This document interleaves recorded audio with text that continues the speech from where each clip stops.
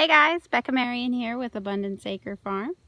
I am just getting my raspberry patch finally done, or partially done today, and wanted to talk a little bit about the soil amendments I'm using. So I've got one little section done and planted with my raspberries, and then one section I just have the composted chicken manure, and then and that's nice because it's a little bit acidic, and raspberries like soil to be a little bit acidic, and then it'll break down pretty quick this year, and I'm gonna put a good bit of topsoil on top of it, so that's fine. So on top of it I put some dry molasses, which is great because it feeds the soil microorganisms and helps enrich the soil that way. And then there's ground up buckwheat I had just left over, and so you can use any kind of ground up flour or grain, or you can use old seed meal.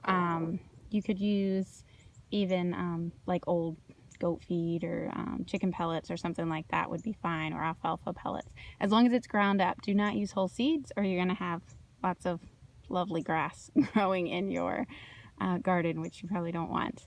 I also put some geolite, which is like a rock mineral, in the bed, and that'll just help enrich the soil.